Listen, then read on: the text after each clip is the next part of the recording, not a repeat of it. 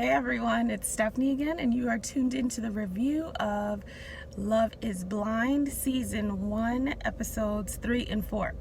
Okay, so I've never done a review in my car, but what I'm finding with pregnancy life is that you just have to do things when the spirit moves you, because I fully intended to do the review last night, but I was too tired, and pregnancy fatigue supersedes everything. I literally was like, okay, I'm going to take a nap, and we all see where we ended up. Now I'm in the car. So now that I have this burst of energy, I wanted to kind of jump on and give a quick review of episodes 3 and 4. You guys, I'm fighting not to go ahead. I just don't want to get it like so mixed up. So I just want to give like my 2 cents on, what I've seen thus far. Don't forget to subscribe and click the notification bell so you can be the first to find out when I post these reviews. All right, so let's get it started. Episode 3, and we're doing 4 and 5 now. Yeah, 4 and 5 now. Episode 3 ends on Carlton sharing that he's fluid with Diamond and her needing to process and so on and so forth. If you guys watched the first review, you will know that I felt a way about that. I felt that even through his tears, it was a little manipulative the way that he went about it, because I felt like he was presenting in that way to disallow her from leaving him or having an opinion or feeling any other way than he wanted her to feel. Otherwise, he could have just been straight up and said it, or he could have at the very beginning said it and allowed her to make a decision. So I feel a way about it, and man was I right. Not that I need to be right, but man was I right. It was hard to watch that whole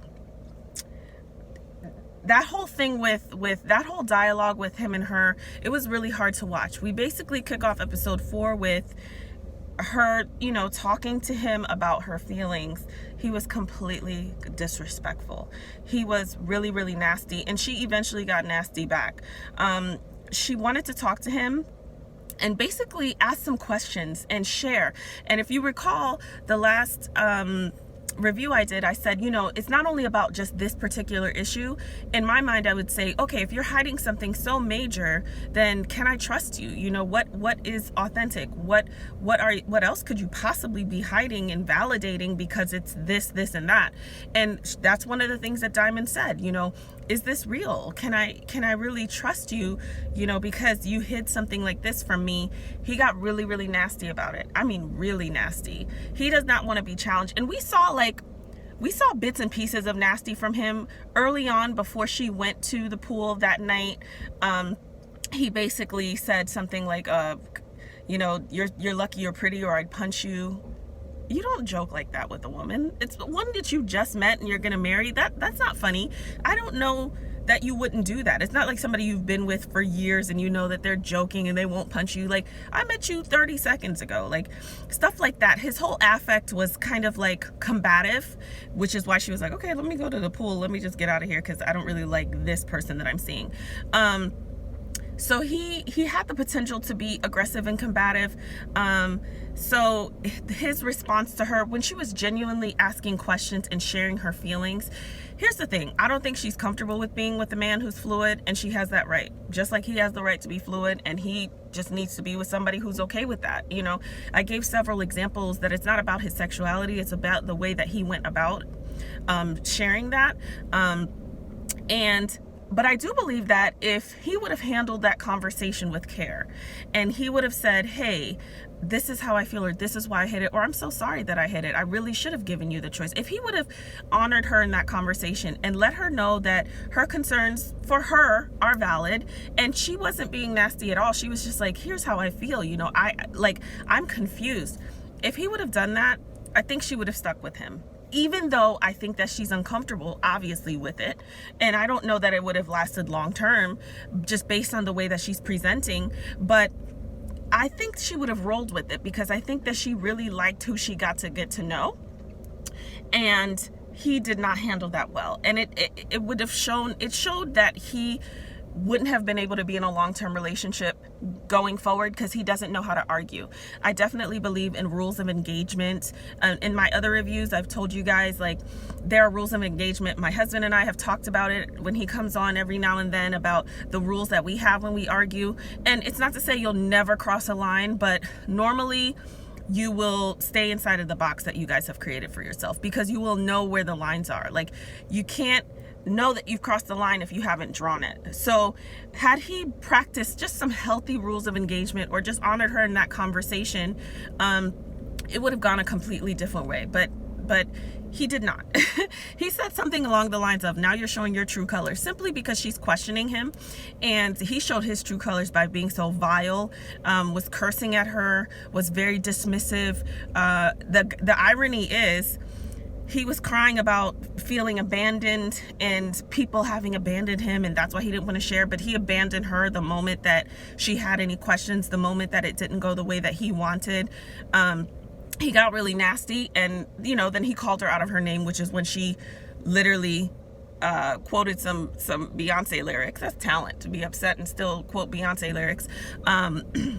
As she walked away, she was more calm than I would have been, because the moment that the conversation would have elevated to just being very nasty and disrespectful energy, even though I'm trying to have a conversation with you, I would have probably flipped as well, because I don't think she deserved that, and it was just really hurtful. He's saying that it never happened and she's the only one who has ever had this response. I believe that was a lie. I think he's a liar. I don't think that is the case. I think that he has been abandoned before, and that's why he was crying about it, because obviously there have been some people in his life who have not been willing to move forward in relationships with him, or has turned him down in some capacity, which is what he was fearing. And he says, last night, you were all about it, and this morning you're not. Once again, it's reflective of what I said in the previous review, that his presentation of that information was to allow himself to be complete in how he wanted her to see, in hopes that she would not respond in any other way that he didn't want her to. So me crying and me sharing that I've been abandoned and all these things before I dropped this major bomb on you should have made you do what I wanted you to do. And that's how he operates in life, no matter what, because we see him not being able to argue. We see him making it about himself. Nobody fights for him. He's completely a victim in this whole thing. He's not seeing anything that he could have done better. He's not being accountable. He's not, recognizing her emotions. It's all about him. I don't really believe that Carlton wants to be with women. The way that he just presents in general to me is like, it doesn't reflect that to me. I think Carlton really needs some therapy. I think that he needs anger management. I think that he needs to get a hold of whatever he has been dealing with, which is fine. I feel like everybody would benefit from therapy before he goes on to be with anyone. Because it's telling. Like, for me, the moment I saw him on screen, there was something incongruent with what he was saying and the way that he was presenting. And I feel like maybe he possibly is running away from himself. He just needs to be himself, whatever that is. And if you are proud to be yourself the way that he's saying, then he would have put that information out there immediately and said, and the whole dating process was to get to know one another. Even him saying, I don't have to share that information until I feel like XYZ. You just ask somebody to marry you. Now would be the time, don't you think? Or like, before you do that, knowing what this experiment is about would be the time. So it was really disheartening to see, because it got so nasty and so ugly. It really didn't have to get that ugly. It really didn't. That was just such a good example of how things can go from 0 to 100 if you don't allow people to share in a safe place. She allowed him to share, and even though she was uncomfortable, she rubbed his back. She didn't want him to be affected by kind of what was probably going on internally, with maybe never having dated somebody who's fluid, or maybe being uncomfortable. She stepped out of herself to honor him in that moment, and he couldn't give her that. So he's not only is he not a good match for Diamond, he's not a good match for anyone right now. And I feel bad that I had to go the way that it went. But she dodged a bullet, because he's not really who he says he is. And He just, whatever it is, he just needs to be that. But the conversation just got so ugly to me. And marriage and relationships they're built on, there's several things that they're built on. One of them being not only communication, because people say that all the time, but effective communication, where we can hear each other, we can understand each other, and we can get from like 0 to 10, and not have to go back and forth, but really solidify a conversation and feel heard. And he's not capable of that. And I think she was trying based on what I saw. So unfortunately, they left the island, and I wish them well in their continued efforts. So that's Carlton and Diamond. Next we have Kelly and Kenny. If you watch Married at First Sight, there's this couple right now, Jessica and Austin, who are pretty much even keel. And so I never have much to say about them, but it's a good thing, and I kind of feel that way about Kelly and Kenny right now. I think they have such an organic bond. They're being very smart about taking the relationship somewhat slower, getting to know each other. They have a natural kind of thing, a natural energy towards each other. Like they could have met at the grocery store, or friends could have hooked them up on a blind date. I really like them together. There's nothing that's really sticks out to me. So if you guys recall something, feel free to comment and let me know. I like them because they're also a break from the drama. So I think society has kind of conditioned us to believe that if nothing's going on, then something's wrong. They're perfectly fine. They're probably right now, based on this experiment, this is what it is. This is what they've created and what they're presenting. So I'm going based on that.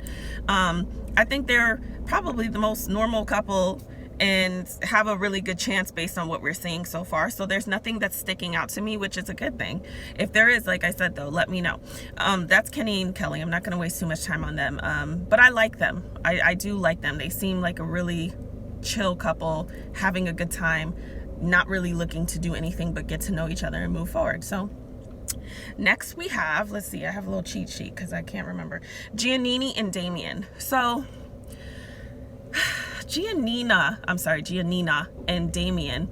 Here's the thing. I think that they have the potential to be a good couple, but I think that they have to learn each other and give each other room to just be.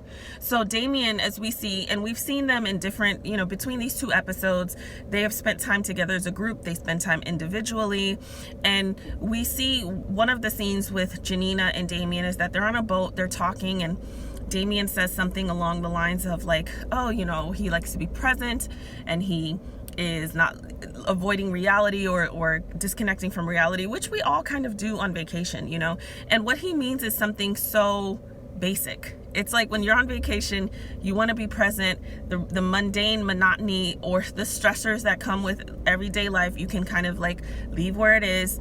And Janina just is a dog with a bone about what he is leaving, what he is running away from, what does that mean?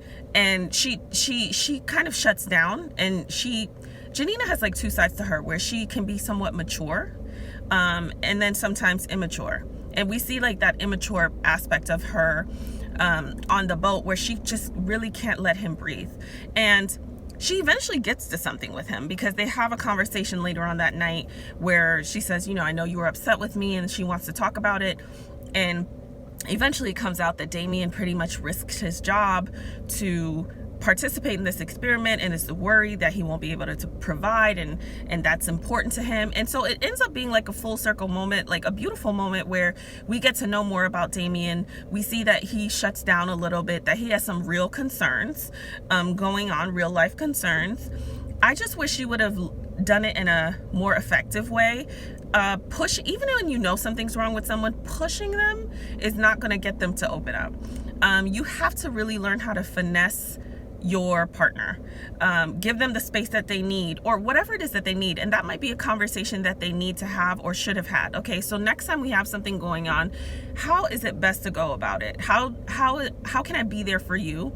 And maybe on the flip side, he can say, you know what, give me X amount of times, but I need to do better about talking about what's upsetting me, or at least letting you know, listen, it's not an emergency, it's not nothing's wrong with anyone. I had to do this with my husband because I normally am like very internal.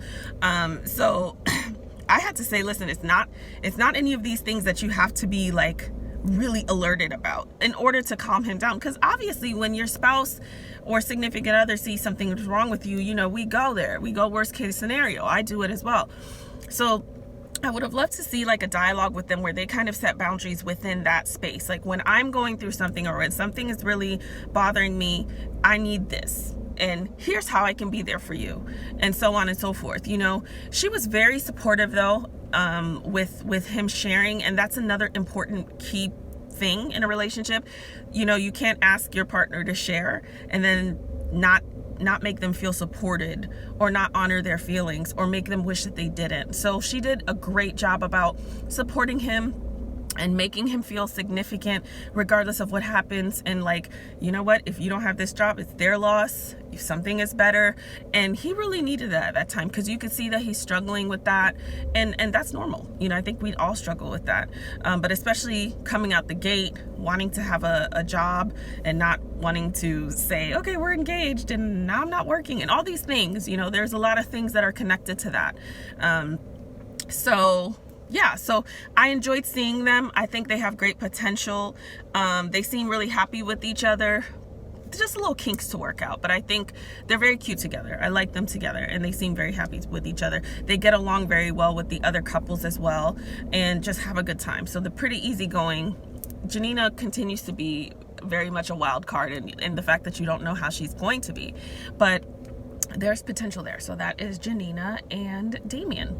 Next we have Lauren and Cameron. So Lauren and Cameron continue to be one of my faves, and they have a good time together. They have, once again, that's another couple who has very natural chemistry. They enjoy each other. They're just like genuinely drawn to each other. They have important conversations though, and they talk about the interracial aspect of their relationship. You know, she's never dated a white man. He has dated black women, and I guess women of all cultures, and they talk about meeting their families. And maybe his family's probably accustomed to him bringing home different women. I don't know, women of a different race, but we can see that she is I think a little apprehensive, not like so apprehensive that it's scaring her, but kind of wondering, what is her family gonna think, you know, because they've never seen her with a man of a different race. But I think she's comfortable knowing that they love her enough to be open, especially if he's a good guy and treats her well and is just a good person in general. They have the important conversation about kids, and I don't know who said it, but they talked about, you know, their lives may be a little more difficult because unfortunately the world we live in, people are caught up in that whole thing of white or black or Hispanic or not, and if you're mixed, where do you fall in, and just all the issues that come with that. And unfortunately people can treat you in a negative way based on who you are and what you look like and the color of your skin. And so I like that they had that honest conversation. I don't think it was too early to say, you know what, when we have kids, there are certain things that we're going to have to teach them. There are certain expectations that we need to have based on the world that we know we live in. And I feel like if you're going to do this experiment and move so quickly into marriage, then like talking about kids and the realities of what they may face based on circumstances is never too early. I think it was very, very mature, and they had an ease of that conversation, and they also were pretty much on the same page with it. So they continue to be like one of my front runner couples. I enjoy them, I really do. That's another one that has a very natural, easy chemistry. It looks like that could be another blind date type of situation where you're like, this is not who I expected, but I really, really like this person and I'm gonna roll with it. So that is Lauren and Cameron. And I'm trying to remember to breathe, you guys, because a lot of you guys keep saying that, and I actually do need to remember to breathe more slowly so this little guy can get some air. So thank you for those things. I'm remembering that right now. All right, so that is Lauren and Cameron. Next we have Barnett and Amber. So Barnett and Amber, you know, I thought Amber was a little more mature than I thought that I think she is now. I think because she shared so openly about the situation, her traumatic situation that had happened in the past with the abortion and everything.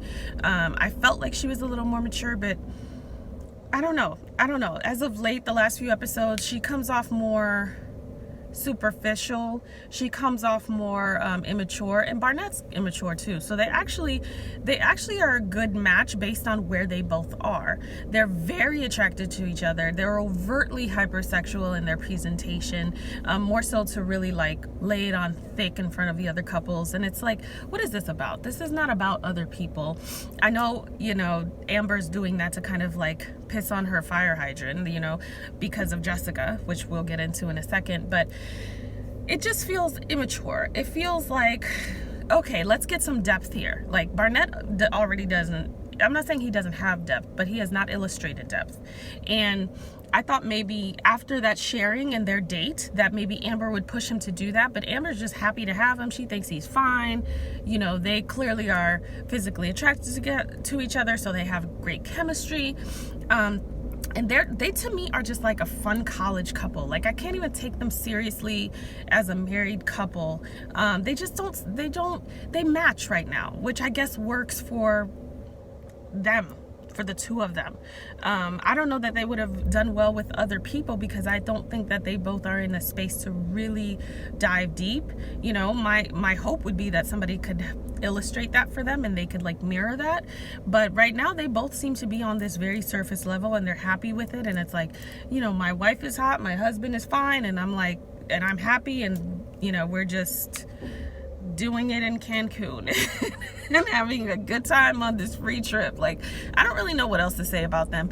I think they're driven by their surroundings and they move based on their surroundings and what's happening. So I still don't, it's not to say they're not good people, but I still don't have high hopes in like the longevity of this relationship, because I don't know much about it, because they really don't share that much. When I think of Barnett and Amber, what sticks out to me is like partiers, fun, loud, more so Amber, a lot of very showy, and I don't know. I mean, if you find something, please let me know. But, but these last two episodes, I didn't see anything.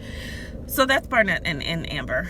Barnett and Amber really weave right into Jessica and Mark, okay? Jessica and Mark, I would say the best for last, but they are the worst for last. Jessica, oh my God. I don't even know what to say about her. Jessica really gets on my nerves. I'm not gonna beat around the bush or say it in a professional way.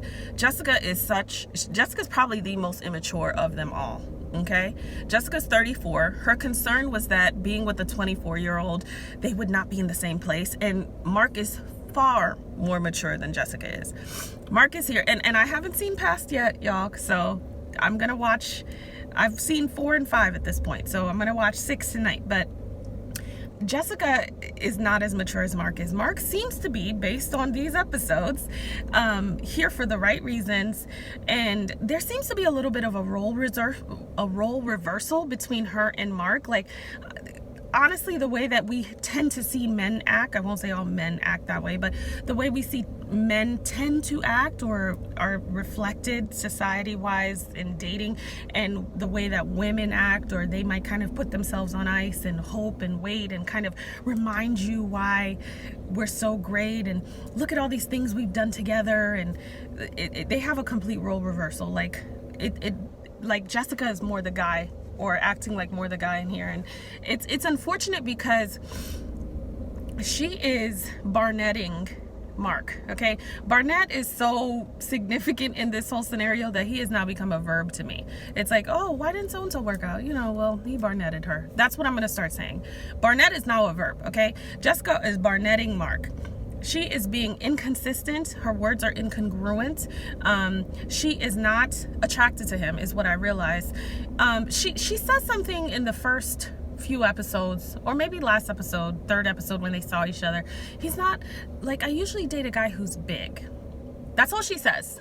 And everybody's kind of like, what else? Okay, because we've all met the guy who's short, but he's fine. And so we're like, oh, he's short, but he's fine. She's not saying that. She's saying, I usually date a guy who's big. And then I think there's something that's being said that we're not hearing. And I really think, and I'm just throwing this out there, I have no rhyme or reason, but I really think she also dates like white guys. And I think that that's what she wants, which is why Barnett is exactly her type. She likes a guy who's taller, broader, and white. I don't think maybe she's dated anybody who's not white, and so she wants that. And that's fine, but she's just not saying it. And so it's leaving this blank thing where it's like, we're all looking at Mark and we're like, okay, well, he's fit. He might be a little smaller, but he's, you know, he's attractive to some, and he's not ugly. She's not saying that he's ugly or ugh, you know, she's not saying I'm not attracted to him. We can't hear what she's saying. What she's saying is she wants somebody white, which is fine. But it sucks because here you are leading this guy on, and you heard that he was Mexican because he says that early on. So if you didn't want to be with him, you shouldn't have, you know, strung him along. You shouldn't have been so excited to like be picked second to last for dodgeball because you just wanted to be picked. You shouldn't have accepted his proposal. You shouldn't have, you know, hugged and kissed him when you saw him. And what bothers me about Jessica is that she's telling him one thing and then like following it up with the complete opposite. Like these last couple of episodes, we see that she's not comfortable with him, that she is setting these boundaries really strong to the point where he has to say like, please don't say these things like they're a command. And she takes offense to that. First of all, Jessica's 3 sheets to the wind during this conversation. She's super drunk. And I don't even think she's drunk because she wants to have a good time. I think she's trying to like disappear out of this situation. But she says it in a way that makes him seem like some creep who can't control himself. And I think that's what he was responding to. Like, you know, I understand that you have boundaries. I understand that you don't want to rush through this process and have sex easily, because she's like, you know, there's so many people you could just swipe right, swipe left, go on a dating app and you have sex and it's not, you know, there's no genuine connection there, which makes great sense if she actually meant it. But I don't think she actually means it. I think these are things she's saying so that he leaves her alone. And he's kind of saying like, I totally respect that, but let's not be so regimented where we can't let what naturally could happen because you've set all these rules. She says, you know, I really care about him and I'm so glad that I chose him. But she's also constantly whispering about Barnett to anyone who will listen. And the reason why I don't believe that when Amber and Barnett are kissing at the bar, she says ill. What in the second grade hell? Like, ill? You're a 34-year-old woman. Like, you're jealous that you're not the one doing it. I totally believe that all that, let's not just have sex and, you know, miss a real deep connection. I think that's all crap for her. I think she would be slobbing Barnett down if she could. I think she's still holding out for the possibility to do it. I don't think that she is someone who values herself so much that if she was with Barnett, she would not be doing these things too. She would be doing the sex champagne toast like the other girls were doing when they were talking about who had sex and who had yet to. And even Kelly, who has not had sex yet with Kenny, is talking about how connected they are and how they're kind of taking it slow, but it's going in that direction. So she has a similar philosophy as Jessica's alleged philosophy, but it's genuine because you can see she really wants to be intimate, but they're taking it slow. They're getting to know each other, but they're building their way there. Jessica's like putting everything on ice from the waist down only because she's with Mark. And she's making it seem like she's this type of girl, but she's so jealous of Amber, which is why Amber's showing out and being so like lovey-dovey and overtly sexual, because she wants to claim what has already claimed her.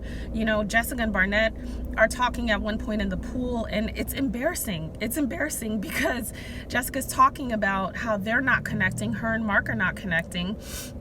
And, you know, Barnett says, first of all, he has this face like, oh, that sucks. And then he says, I'm happy. Girl, are you not seeing that? He said he's happy. Like, you look like a fool right now. And the reason Jessica has not been able to be successful in relationships, and there's probably many, is because she probably is doing to her past relationships what she has done to Mark, or she has picked guys based off of superficial reasons, and she said that, you know, the way they looked, social status, etc. Like, let's read through the lines what those really mean, and they are not choosing her for whatever reason, and she doesn't value herself enough to be chosen by someone who values her. She's still running after this person who doesn't want her, who has literally not chosen her. Barnett, she's dated many a Barnett. But right now she likes it. She likes it enough to continue to sabotage something that could be long lasting based on what I've seen thus far. So it really sucks. I feel bad for Mark. You know, he's clearly like, he's clearly beside himself because he really likes her. He's here for the right reasons. She's talking about not feeling comfortable wearing the ring and meeting his family. It's like, what I hate about these type of shows is like, if you don't want to be with the person, just don't be here. And then you have to think about some of these people may not be here for the right reason. Don't be here and don't string this person along. Because towards the end of the episode, once again, he reminds her of why they're so great together and all these things. And she's like, I really care about you. She says the right things, but she's not in congruency with what she is saying at all. And it's embarrassing for her. And it's just really shitty. It really, really is. It makes her really, it makes her very unattractive, to be honest. When you first see her, you're like, oh, she's cute, pretty girl, seems nice, seems fun. But this is like the perfect example of like when you get to know someone, you realize that the way that they look doesn't matter. Like every one of us have dated a guy where, he's very handsome, and then you find out what he's really like, and all of a sudden you can't see the handsome features anymore because you see them for who they are. It's her. She's very unattractive right now, and I don't see her ending up with anyone. I don't know how this is gonna end, but I don't see her ending up with anyone because she's not genuinely here for the right reasons. And I think Mark would be a fool to really think that it's gonna go somewhere far. He's just like hoping, but I think it's not that hard to have a deep connection at a 5-star stunning resort where everything is paid for. Like, if you can't connect there, you're not meant to be. So something ain't right. So that is Jessica and Mark. We'll see. I will be back for the next review. Let me know what you guys thought. As always, don't forget to comment, subscribe, and like, and I will see you guys on the next review. Everyone have a great day.